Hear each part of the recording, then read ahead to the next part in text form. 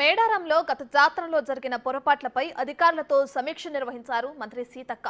Queue లైన్లు, టాయిలెట్లు, water supply విషయంలో జరిగిన పొరపాట్లపై మళ్లీ సమీక్షిస్తామన్నారు సీతక్క.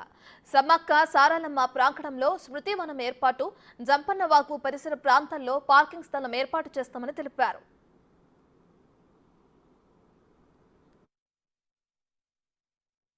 ఉద్దేశం సమ్మక్క సారలమ్మ ప్రాంగణాల్లో మరి స్మృతివనం కావచ్చు, అదేవిధంగా క్యూ లైన్ డెవలప్మెంట్ కావచ్చు, జంపన్న వాగు చుట్టూ ఒక పార్కింగ్ లాగా ఏర్పాటు చేయాలని, అదేవిధంగా వచ్చిపోయేటువంటి భక్తులకు కూడా కాటేజెస్ నిర్మాణం కానీ, పార్క్స్ కానీ ఇవన్నీ రాబోయే కాలంలో నిర్మాణం చేయాలని ఒక ప్రాథమిక నిర్ణయానికి రావడం జరిగింది.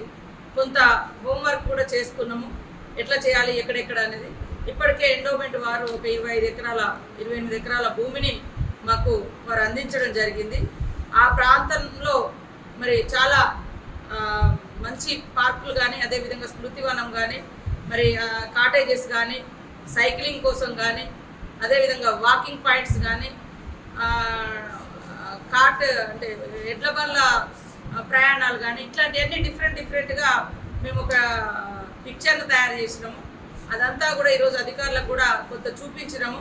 అదేవిధంగా పూజారుల యొక్క సలహాలు కూడా తీసుకోవాలని కొంత ఈ ప్రాంగణంలో, జాతర గద్దెల ప్రాంగణంలో ఆ చుట్టుపక్కల ఇంకా ఏం చేయాలనేది వాళ్ళది కూడా మేము నెక్స్ట్ మీటింగ్లో తీసుకోవడం జరుగుతుంది.